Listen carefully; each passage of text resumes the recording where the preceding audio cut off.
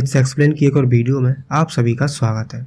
आज की वीडियो में हम बात करने वाले हैं कैसे हमारे प्रिय वेद पुराण मंत्र तंत्रों ने चिकित्सा पद्धति पर झाड़ू फेर दिया।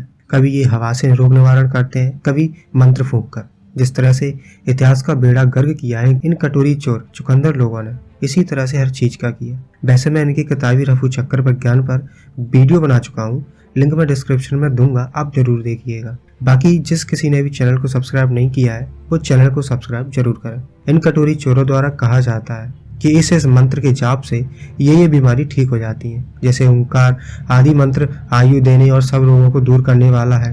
ये मंत्र एक उत्तम औषधि है। इस मंत्र का जाप करने से देवता और असुर निरोग हो गए। पुष्पराक्ष ये मंत्र नेत्र रोगों का निवारण करता है।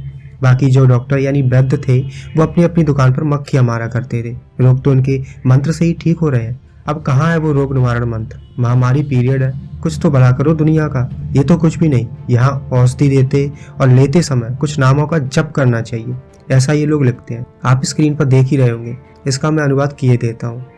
इसमें लिखा है कि रोग के अनुसार लघु रुद्र, महारुद्र और अतिरुद्र का जाप या अभिषेक, विष्णु सहस्त्र नाम स्त्रोत का 100 बार या 1000 बार या 10,000 बार जप, सूर्य मंत्र का जप, सूर्य नमस्कार, सूर्य को अर्घ देना, मुंचामी त्वा इस सूक्त का जप, अच्युत, अनंत, गोविंद इन तीनों नामों का जप, मृत्युंजय जप रोग के अनुसार करें। ये सब रोगों को दूर करने वाले हैं। यहाँ समझने वाली बात यह है कि जप सिर्फ पंडित पुजारी की आमदनी के साधन है। बस जप के लिए नहाना धोना, एक विशेष मुद्रा में बैठना आवश्यक हो गया है। रोगी ये नहीं कर सकता, इसलिए जप पुरोहित ही करेगा, वो भी दान दक्षिणा देकर। ये बातें अभी इन्हीं के पंचांगों में लिखी हुई मिलती हैं और इसका प्रचार ये पंडित पुरोहित करते फिरते हैं ताकि फ्री का माल मिल सके। और तो और ये लोगों को अपनाने के लिए जोर भी देते हैं कि आओ भक्तों हमारे पास आओ, हमें दान दो और भागो, बस यही काम है तुम्हारा। यहीं तक नहीं रुकते ये लोग, इनके साथ मंत्र ध्यान आदि की अन्य विधियां भी इन्वेंशन की है, जिनमें वैद्य नहीं पंडित पुजारी होते हैं जो अपने ध्यान और मंत्र से रोगों को दूर करते हैं। आदि शंकराचार्य को तो जानते ही होंगे। आदि शंकराचार्य ने तरण ताल में नाहती देवी के ध्यान के द्वारा बुखार आदि दूर करने का नुस्खा लिखा है। आदि शंकराचार्य ने आनंद लहरी में लिखा है कि हे देवी, बसंत में फूलों से भरी लताओं से घिरे, नाना प्रकार के कमलों से सुशोभित और सुगंधित हवाओं से हिल रहे पानी वाले सरोवर में अपनी सखियों के साथ आनंद पूर्वक खेलती हुई जो तुम्हारा ध्यान करता है उसका ज्वर दूर हो जाता है। इनके आदि शंकराचार्य कह रहे हैं कि अगर आपको बुखार है और आप उसे ठीक करना चाहते हैं तो आप किसी देवी के रूप का ध्यान करिए, उससे बुखार दूर हो जाएगा, वो भी नहाती हुई। लड़कियों के नहाने को देखने से आपका बुखार दूर हो जाएगा, ऐसा इनका कहना है। सौंदर्य लहरी में एक बात भी कही है, उसका भी अनुवाद किए देता हूँ कि हे देवी, जो तुम्हारे उस रूप का ध्यान करता है जिसमें तुम्हारे शरीर से आनंद की प्रकाशवती लहरें उसी प्रकार निकलती है जैसे चंद्रमणि से निकला करती है। वो अपनी दृष्टि मात्र से बड़े बड़े सांपों के गर्भ को गरुड़ की तरह चकनाचूर कर देता है। वो जिसको देखता है अमृत बरसाने वाली नाड़ी की तरह उसकी हर बीमारी को, हर तरह के बुखार को शांत कर देता है। तो कि देवी यानी कोई लड़की या औरत जिसके रूप का ध्यान करने से आपका बुखार दूर हो जाएगा। आप इसे जरूर करें ताकि नारी सम्मान की धज्जियां उड़ाई जा सके इन जाहिलों के द्वारा। जैसे ये अपनी घटिया कचरा किताबों में भर भर कर रखे। नारी के लिए इनकी क्या मानसिकता है, क्या औकात है नारियों की इनके लिए, ये मैंने अपनी वीडियो में बताया हुआ है, लिंक मैं डिस्क्रिप्शन में दूंगा, आप जरूर देखिएगा और जानना कि कैसी मानसिकता है नारी के प्रति। जो कहते हैं कि नारी देवी है और उसे पूजो। कहते हैं कि सम्राट हर्षवर्धन के समकालीन मयूर भट्ट को बाढ़ की पत्नी से सांप से कोढ़ हो गया था और उसने सूर्य की प्रशंसा में संस्कृत में 100 श्लोक लिखकर दूर किया था। हालांकि ये सच है कि ये बीमारी सांप से नहीं बल्कि माइक्रोबैक्टीरियम लेप्री वेसेल्स नाम के जीवाणु के कारण होती है और ये श्लोक बनाने और पढ़ने से दूर नहीं होती।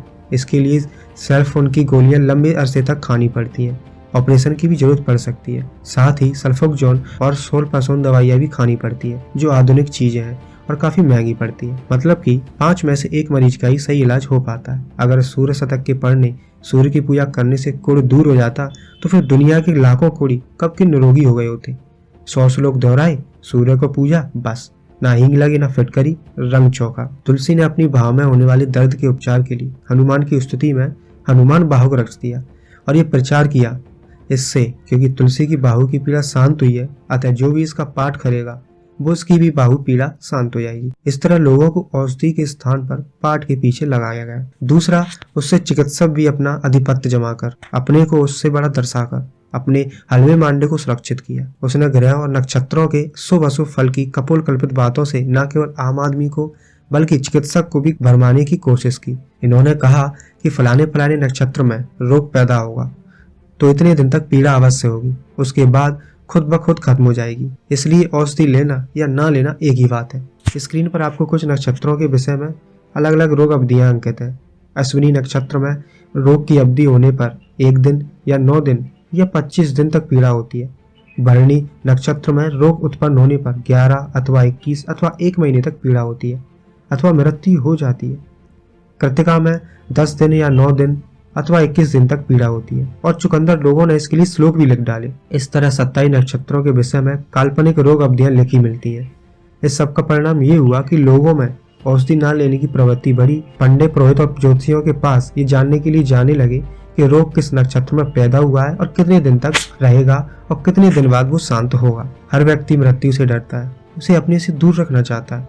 पुरोहितों ने, जिन्हें अपनी दान दक्षिणा को मिलने न मिलने तक का ज्ञान नहीं था, लोगों को वैद्य से दूर करके अपने चंगुल में फंसाने के लिए उन्होंने बताना शुरू किया कि अगर फलानी तिथि को आदमी बीमार होगा तो उसकी मृत्यु निश्चित है। एक बहुत बड़ी लंबी सूची में से कुछ योग आपको दिख ही रहे होंगे। जन्म नक्षत्र, जन्म राशि, अष्टम चंद्रमा में रोग होने पर मृत्यु होती है। रविवार को महा द्वादशी, सोमवार को विशाखा एकादशी, मंगलवार को पंचमी, आर्द्रा के योग में मृत्यु होती है। इस पर भी उन्होंने एक श्लोक लिख डाला। लोगों को इस तरह अंधकार में भविष्य से भयभीत कर उनके रोग तो पंडित पुरोहितों से दूर ना हो सके, पर उन्होंने अपनी गरीबी जरूर दूर कर ली। धर्म संधु में आगे लिखा है, जिस नक्षत्र में रोग आरंभ होने से मृत्यु अवश्य होती बताई गई है, उस नक्षत्र की शांति अवश्य करनी चाहिए। शांति में मुख्यतः उस नक्षत्र की सोने की प्रतिमा बनानी चाहिए। उसकी पूजा करके वो स्वर्ण मूर्ति तथा एक गाय पुरोहित को दी जानी चाहिए। ध्यान रहे, पुरोहित ने कहीं भी ये बात नहीं कही कि इस तरह शांति करने से मृत्यु टल जाएगी। अगर दान दक्षिणा देने के पश्चात संयोगवश कोई बच भी गया, पुरोहित अपनी पीठ पर थापी देकर, उसका उदाहरण यहाँ वहाँ देकर दूसरों को उल्टे उस तरह से निर्विकार भाव से मुड़ता है। अगर दान देने वाला मर जाए तब भी पुरोहित के लिए कोई धर्म संकट की बात ही नहीं है, क्योंकि वो बड़ी आसानी से कह देगा कि मृत्यु योग था, उसको कोई कैसे टाल सकता है। और कह भी देंगे कि हमने जो अनुष्ठान किया, मृतक ने जो दान दक्षिणा आदि दिया, उससे उसकी सदगति होगी, उसे स्वर्ग में देव दुर्लभ स्थान प्राप्त हो।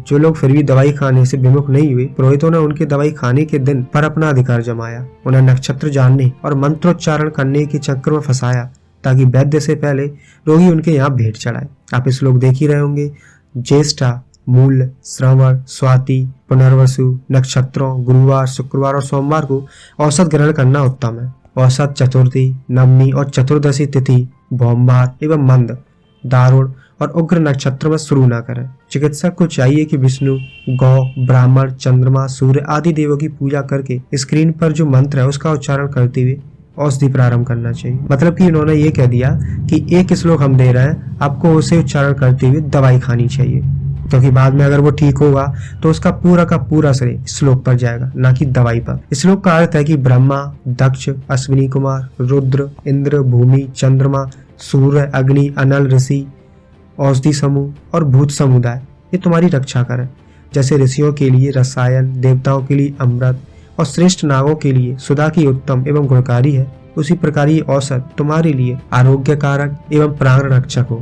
इस तरह स्पष्ट है कि प्राचीन भारत में ब्राह्मण पुरोहित ने चिकित्सा शास्त्र को पैर जमाने से रोकने के लिए अनेक हथकंडे अपनाए। कभी चिकित्सा को नीच और पवित्र घोषित किया गया, तो कभी चिकित्सा को समाज में निंदित लोगों का पेशा बताया और बनाया गया।